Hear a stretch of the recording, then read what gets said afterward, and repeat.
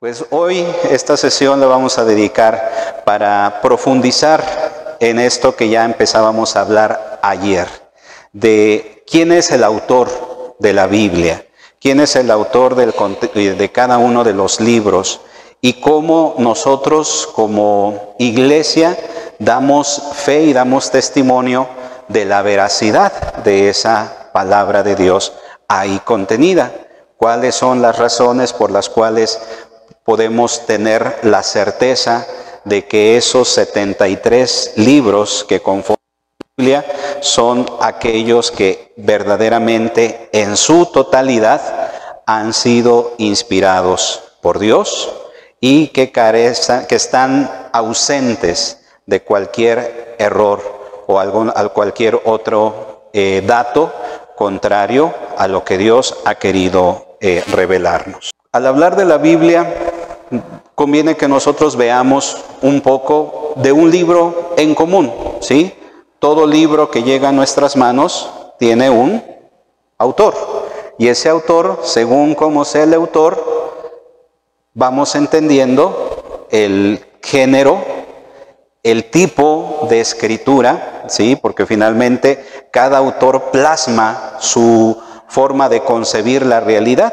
Es decir, cuando leemos a determinado autor, lo entendemos pues por la calidad del lenguaje que utiliza. Lo podemos diferenciar claramente de otros libros, de otros autores, efectivamente, pues porque en el escrito del libro pues queda plasmada su personalidad. De esa manera podemos identificar claramente esa escritura o ese libro en concreto. Entonces aquí conviene hacernos estas preguntas. ¿Quién escribió este libro, este conjunto de libros que está contenido en la Biblia? ¿Lo escribió directamente o se sirvió de instrumentos humanos? ¿Cómo se puede comprobar que fue Dios el que hizo redactar la Biblia? Son preguntas que nos van a nosotros ayudando pues a entender con mayor claridad esto que nosotros llamamos la inspiración de la palabra de Dios. El autor de la Biblia es Dios, pero la redacción de los libros ahí contenidos fue llevada a cabo por profetas, sabios, poetas y apóstoles. Durante 14 siglos, estos redactores fueron dirigidos e inspirados por Dios para que no escribieran ningún error espiritual. Hay que ponernos en el contexto de cómo se llegó a la escritura como tal y cual como la conocemos en este momento. Estamos hablando de que la Biblia o los primeros textos de lo que conocemos de la Biblia fueron escritos los primeros desde el siglo XIII antes de Cristo y concluidos en el primer siglo después de Cristo. Entonces estamos hablando de un periodo de 14 siglos en los cuales fueron escritos en distintos momentos y en distintas realidades todos los libros contenidos en la Sagrada Escritura. Pero teniendo ahí nosotros claro esta realidad, es Dios el autor, utilizando a estos como instrumentos, a estos escritores sagrados, así se les llama agiógrafos, aquellos que fueron inspirados por Dios para poner por escrito esto que Dios quería que nosotros conociéramos de Él. Desde esa perspectiva vamos hablando ya en concreto quién escribe la Biblia o quién la escribió. El autor, ya lo dijimos, es Dios, pero Dios se sirvió de unos instrumentos que solo escribían lo que Dios les inspiraba, pero respetándoles su modo de ser, su temperamento y su condición social. No imaginemos que Dios se ponía a dictarle al autor. No es el modo o el método utilizado para la escritura, porque finalmente se convertirían simplemente en no escritores, sino en aquellos que transcribían simplemente lo que se les decía. Dios inspiraba a ellos a escribir, pero para que desde su perspectiva, desde su personalidad, ellos pudiesen poner por escrito aquello que Dios quería que se diera a conocer. ¿Cómo se escribió la Biblia? La Biblia, antes que otra cosa y antes de ser escrita, fue una enseñanza oral. No pensemos que los relatos que escuchamos o que leemos fueron escritos al momento como si fuese el escritor un reportero y pusiera inmediatamente por escritos los acontecimientos. No, las culturas orientales de las cuales el pueblo de Israel forma parte, tienen o tenían esa manera peculiar de transmitir a las generaciones los conocimientos, las enseñanzas, las tradiciones de su pueblo, y lo hacían de un modo verbal, de tal manera que la primera escritura, por decirlo así, era aquella que se quedaba en la memoria, ¿sí? Era una forma habitual el transmitir el contenido, el transmitir una historia, el transmitir una verdad de generación en generación, se iba haciendo de modo oral. Su redacción se debe a tradiciones y hechos históricos que pasaban de generación en generación, desde tiempos muy antiguos. Lo que ya les dije, en el mundo oriental antiguo no se escribía, solo se memorizaba. Se facilitaba porque se hacía en verso con cierta cadencia musical que ayudaba a recordarla.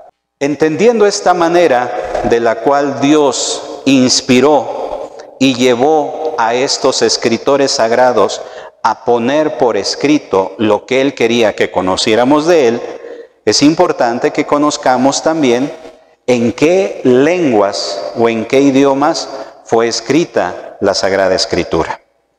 Nosotros ya conocemos la versión que tenemos en nuestras manos. Es una versión castellana, ¿sí? Utilizando el lenguaje propio de nuestra tierra. Pero para que llegase a ello, tuvo que pasar un proceso bastante largo, porque no fue en esta lengua, no fue en nuestra lengua, ni en otras de las lenguas ahora conocidas como lenguas modernas, en la cual fue escrita la Biblia, la palabra de Dios. Fue el hebreo, el arameo y el griego. El hebreo, que era en un principio la lengua propia del pueblo de Israel, ahí fue escrita la mayor parte de los libros del Antiguo Testamento. Más tarde el arameo suplantó al hebreo, siendo este un dialecto en el que Jesús hablaba a su pueblo. De convertirse, de ser un simple dialecto, esa lengua, el arameo, se convirtió en la lengua popular de todo el pueblo de Israel. Habitualmente era el hebreo. Conforme salen exiliados de la tierra prometida y se van y se disgregan por los pueblos vecinos, cuando regresan se acuña un lenguaje en común, de tal manera que cuando regresan del exilio, obviamente la lengua de los pocos que quedaron, que era el arameo, era la lengua que en realidad, siendo parte o una derivada del hebreo, fue la que tuvo ya en el tiempo de Cristo, era el idioma habitual, era el idioma habitual. Y bueno, ya con la influencia que se tiene, pues también aquel que era el lenguaje también común, que era el griego. Sí, es el griego en que se escribieron ya algunos libros del Antiguo Testamento y todos los del Nuevo Testamento, exceptuando el Evangelio de San Mateo, que se escribió en arameo. ¿Por qué se escribió en arameo el Evangelio según San Mateo? Los destinatarios de ese Evangelio eran los judíos convertidos al cristianismo. Entonces el idioma de ellos era el arameo. Ahora, ayer hablábamos de los géneros literarios que existen en los libros de la Sagrada Escritura. Hablábamos que cada uno va cumpliendo una finalidad propia, y dentro de estos, el primero género que nosotros podemos hablar es el género de la narrativa o histórica. Contenidos dentro de este género cae todo lo que son relatos de sucesos, sea que se trate de hechos históricos o imaginarios. ¿Cuál es la intención? No solo relatar acontecimientos, sino también el interpretarlos. Se encuentra este género en gran parte de la Biblia, en el Génesis, en parte del Éxodo y de los otros libros del Pentateuco, en los llamados libros históricos del Antiguo Testamento y del Nuevo Testamento, en los Evangelios y en los Hechos de los Apóstoles.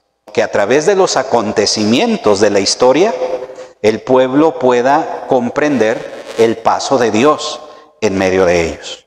Que puedan ellos comprender que la historia pertenece a ese Dios que los llamó a ser el pueblo de su herencia, el pueblo de su heredad. Otro de los géneros, los que hablan de la ley, que son todas estas colecciones de preceptos, normas y costumbres que están contenidos en la palabra de Dios. Aquí, ¿cuál es su finalidad? Regular la alianza con Dios y las relaciones mutuas. Se encuentra principalmente en algunos libros del Pentateuco, como es el Éxodo, el Levítico, Números y Deuteronomio, donde se contiene toda la ley de Moisés. Ayer, cuando hablábamos de estos primeros 5 libros del Pentateuco, que después serán conocidos como la Torá o la ley, que es en estos 5 libros donde se contiene toda la ley de Dios, el de la profecía. Estos contienen los mensajes de Dios al pueblo de Dios, dada a través de ¿quién? A través de los profetas. ¿Cuál es la intención de estos libros proféticos? La de denunciar, la de llamar a la conversión, anunciar los castigos o la salvación, y se encuentra en el gran bloque de los libros proféticos del Antiguo Testamento. Después está el género de la lírica. Lo mismo que en otras literaturas, contiene la expresión de vivencias, de sentimientos despertados por la contemplación de la realidad. Se trata de una lírica religiosa o al menos una lírica interpretada. Su intención es expresar los sentimientos del pueblo, sea de dolor, de amor, de alabanza, de confianza, en diálogo siempre con Dios. Y se encuentra este género literario contenido en el libro de los Salmos, en el Cantar de los Cantares y en el libro de las Lamentaciones. Otro de los géneros, que es el género de los libros de sabiduría o los libros sapienciales, que recoge todas las experiencias de los sabios, expresada de ordinario de una forma sentenciosa. ¿Su finalidad cuál es? La de reflexionar sobre la realidad para buscarle un sentido más profundo y la función de enseñar, obviamente. Y esto se encuentra en los libros de Job, los Proverbios, Eclesiastés, Sabiduría y Eclesiástico, que es el grupo de los libros sapienciales. Otro de los géneros literarios es el apocalíptico. Estos, por lo regular, son relatos de visiones, de sueños, que todos ellos se dan en un lenguaje meramente simbólico. Hablábamos ya un poco ayer de esto. Su finalidad es interpretar el sentido global de la historia y más concretamente levantar los ánimos decaídos en tiempos de desgracia o persecución. Se encuentran en el libro de Daniel y en pasajes de otros profetas y también en el Nuevo Testamento en el libro del Apocalipsis. Y el último de los géneros, que es de manera más didáctica o pastoral, es aquel que se da a través de las cartas, que son exposiciones doctrinales y exhortaciones dirigidas a colectividades o individuos. Les decía ayer en las cartas de San Pablo, por ejemplo, la de los demás apóstoles que aparecen en el Nuevo Testamento, su finalidad es meramente pastoral, la de orientar, la de guiar a las comunidades a las cuales se le dirigen o a las personas también, porque varias de esas cartas están dirigidas a una persona en particular. Su intención es esta: adoctrinar, exhortar, corregir, en una palabra, evangelizar a distancia. Se encuentra en gran parte del Nuevo Testamento, como son las cartas de San Pablo, la de San Pedro, las de San Juan, Santiago y Judas. Entendemos esta manera en la cual, de acuerdo a los distintos géneros literarios, nosotros podemos comprender el contenido de los libros de la Sagrada Escritura. El Señor esté con ustedes. La bendición de Dios Todopoderoso, Padre, Hijo y Espíritu Santo, descienda sobre ustedes y permanezca para siempre.